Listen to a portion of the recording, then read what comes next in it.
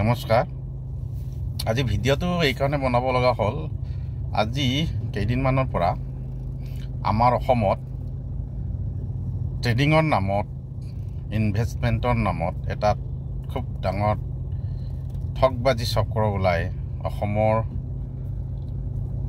থলুৱা ৰাইজৰ পৰা, সকলো শ্ৰেণীৰ পৰা, দুখীয়াৰ পৰা আৰম্ভ কৰি শিক্ষিত সকলৰ পৰা যথেষ্ট সংখ্যক কোটি কোটি টকা কালেকশ্যন কৰি উধাও হোৱা দেখা পোৱা গৈছে। ইয়াত আচৰিত কথা, আমাৰ গুৱাহাটীৰো এজন ল'ৰা আছে।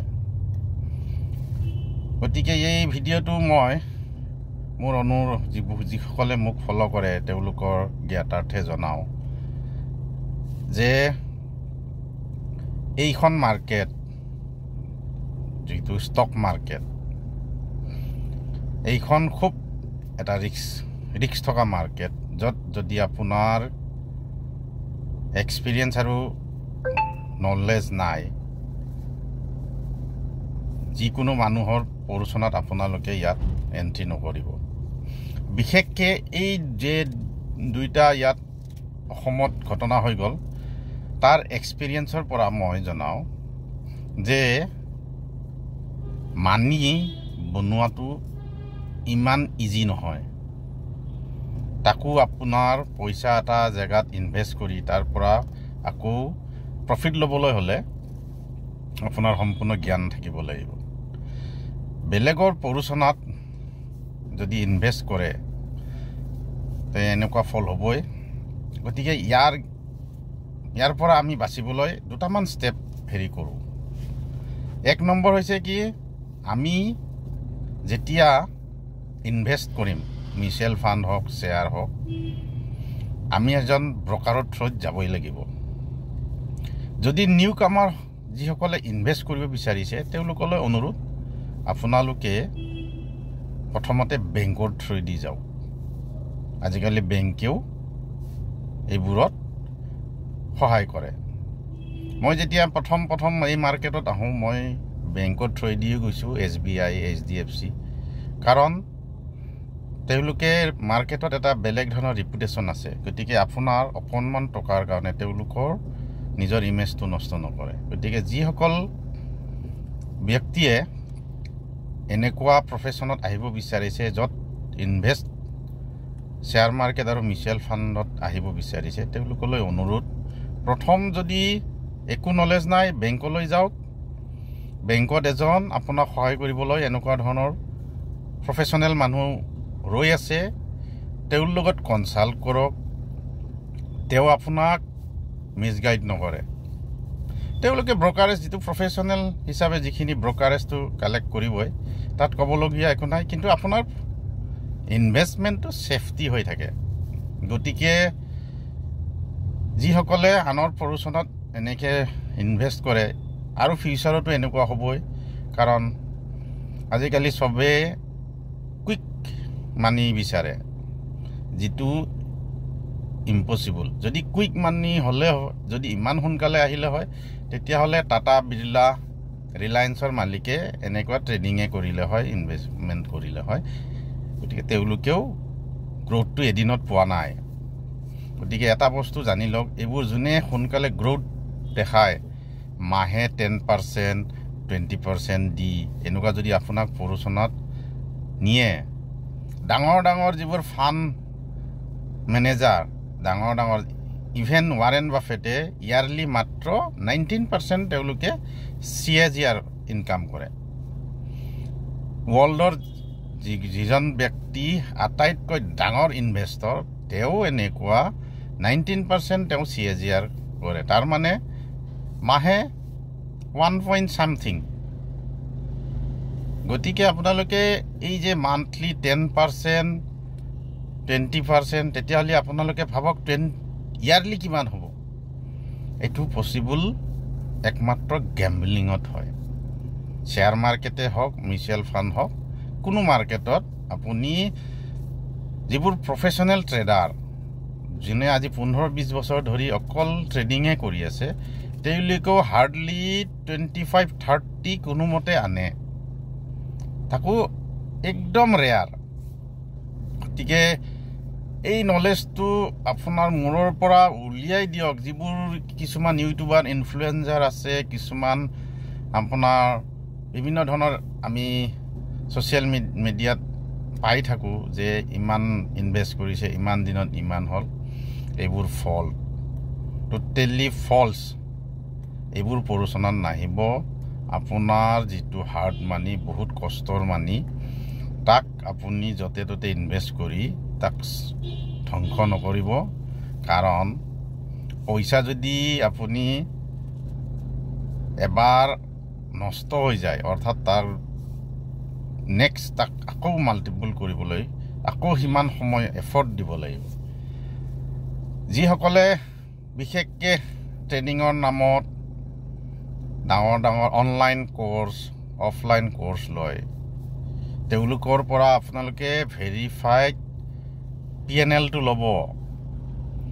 90.9% যিবোৰ ট্ৰেডাৰে কোৰ্চ বিক্ৰী কৰি আছে অনলাইন অফলাইন, তেওঁলোকে কেতিয়াও তেওঁলোকৰ PNLটো শ্ব' নকৰে। শ্ব' কৰিব নোৱাৰে এই কাৰণে তেওঁ অলৰেডি লছত আছে। আপোনালোকে লোৱা কোৰ্চ যিটো ফিজ দিয়ে, সেইটোৱেদি তেওঁলোকে আল্টিমেটলি এটা জীৱিকা হিচাপত লৈ আছে, নিজে কিন্তু পাৰ্চনেলি ট্ৰেডিঙত লছ। গতিকে আৰু যিবোৰ এপছ আহি আছে, এইবোৰ চাব সেবি ৰেজিষ্টাৰ হয় নে নহয়। গতিকে আপোনালোকে যদি নিজে কৰিব বিচাৰে, ইণ্ডিয়াত বহুত চাৰ্টিফাইড ব্ৰকাৰ হাউচ আছে। মই কাকো নাম ৰিকমেণ্ডেশ্যন কৰিব নোৱাৰোঁ, সেইবোৰ আপোনালোকে চাৰ্চ কৰিব। প্ৰথম কথা হৈছে কি, তেওঁলোকে কিমান দিন ধৰি এই মাৰ্কেটত টিকি আছে।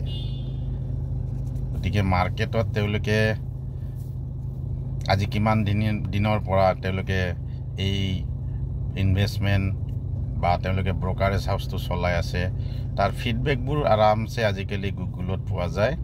গতিকে বিফৰ ইনভেষ্টমেণ্ট, চেল্ফ এনালাইচিছ, ব্ৰকাৰেজটো এনালাইচিছ সকলোখিনি কৰিবই লাগিব। কাৰণ আপোনাৰ ইয়াত নিজৰ হাৰ্ড মানি ইনভলভমেণ্ট হৈ আছে।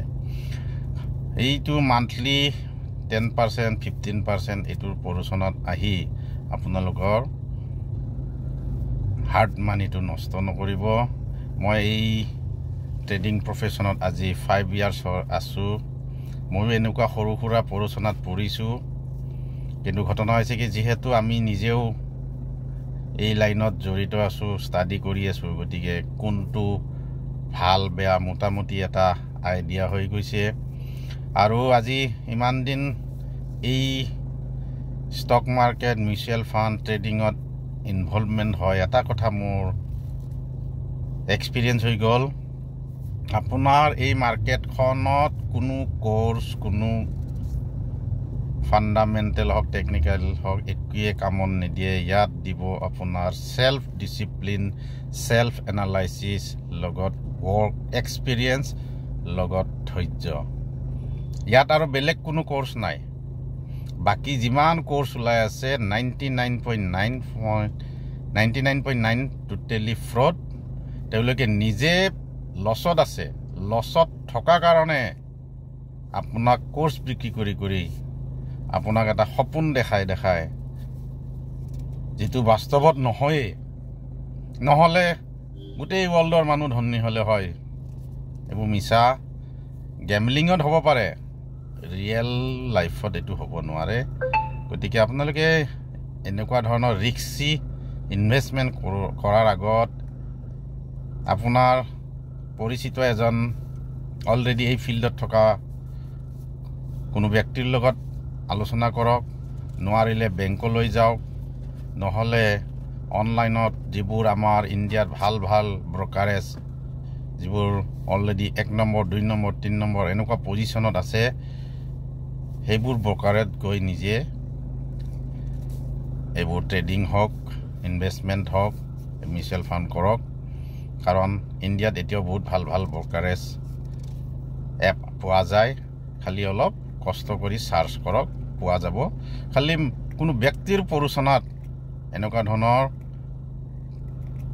কোনো ধৰণৰ ইনভেষ্টমেণ্টত আপোনাৰ হাৰ্ড মানি ব্যৱহাৰ নকৰিব অলৰেডি অসমৰ পৰা কোটি কোটি টকা ওলাই গ'ল আৰু যাৰ কাৰণে যিবোৰ অৰিজিনেল যিবোৰ ব্ৰকাৰেজ আছে তেওঁলোকৰো অলপ প্ৰব্লেম হ'ল কিন্তু মই ইমান দিন এই ফিল্ডত থকাৰ পৰা এটা কথাই কওঁ নিজৰ সেলফ যেটো ডিসিপ্লিন প্লাস জানিবলৈ যেটো আপোনাৰ নিজৰ ইচ্ছা এইবোৰ থাকিলেহে ইয়াত আহক আনৰ পৰোচনাত আপোনালোকে ইয়াত কোনো ধৰণৰ ইনভেষ্টমেন্টে হওক বা ট্ৰেডিং এইবোৰ নকৰিব কাৰণ ইয়াত শৰ্টকাট বোলা বস্তুটো নাই শৰ্টকাট দেখাই আপোনাক সোনকালে ধনী হোৱাৰ এটা সপোন দেখাই আপোনাৰ যেটো আপোনাৰ কষ্টৰ ধনটো এটা মানে আপোনাৰ পকেটৰ পৰা সেইজন ফ্ৰডে উলিয়াই নিয়াৰ এটা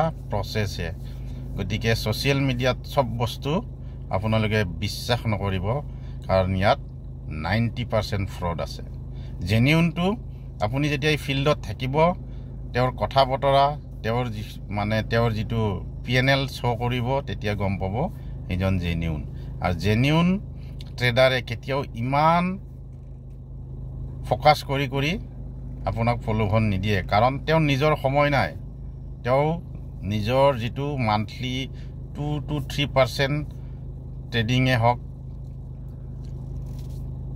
বা অন্য ইনভেষ্টমেন্টৰ পৰা আনিবলৈ তেওঁ নিজে এনালাইসিস কৰি সময় নাই তেওঁ কোৰ্স বিক্ৰী কৰিবলৈ তেওঁ সময় কত পালে তাৰ মানে ভাবি লওক তেওঁ যে কোৰ্স বিক্ৰী কৰি আছে তেওঁ টোটালি 99.9 ফ্ৰড হয় কাৰণ যিবোৰ অৰিজিনেল ট্ৰেডাৰ এনেকুৱা ধৰণৰ মাৰ্কেটত ইমান ফোকাসত নাহে তেওঁলোক পাবলৈ খুব কঠিন হয় মই বহুত কষ্ট কৰি দুই এজন ট্ৰেডাৰহে পাইছো আৰু বাকিবোৰ যিমান প্ৰথমে খুব মিডিয়াত সোশ্যাল মিডিয়াত তেওঁলোকৰ খুব নিজক মানে সদায় মানে আপুনি সোশ্যাল মিডিয়া খুলিলে তেওঁলোকক দেখা পাব আপোনাক প্ৰলোভন দিব এনেকে পাব ফাইনান্সিয়াল ফ্ৰীডম পাব এইবোৰ টোটালি ফ্ৰড তেওঁ নিজে ট্ৰেডিং কৰি হক নিজে অলৰেডি লছত আছে আপোনাক এটা প্ৰলোভন দি আপোনাৰ পৰা তেওঁ মানে এটা মানে তেওঁ চেইন বিজনেস চলাই থকাৰ নিচিনা হৈ আছে গতিকে যিবোৰ অৰিজিনেল ট্ৰেডাৰ তেওঁলোকে কেতিয়াও মাৰ্কেটত ইমান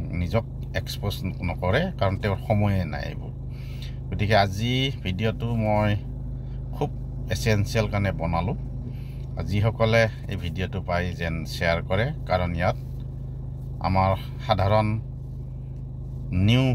নিউ কামাৰ যিবোৰ যিসকলে সোনকালে ধনী হম বুলি ভাবি এই লাইনত আহিব বিচাৰে তেওঁলোকে জনাটো খুব দৰকাৰ কাৰণ এজন গ্ৰেজুৱেট হওঁতে 20-25 বছৰ লাগি যায় একেদিনাই আপুনি ধনী হ'ব নোৱাৰে গতিকে এই কথাটোৱে ভাবি ল'ব আৰু নেক্সট যাতে আমাৰ আৰু কোনেও এনেকুৱা ফ্ৰডৰ মাজত সোমাব নোৱাৰে আপোনালোকে নিজে এনালাইসিস কৰি এই মাৰ্কেটত আহিব বুলি আশা কৰিলো ধন্যবাদ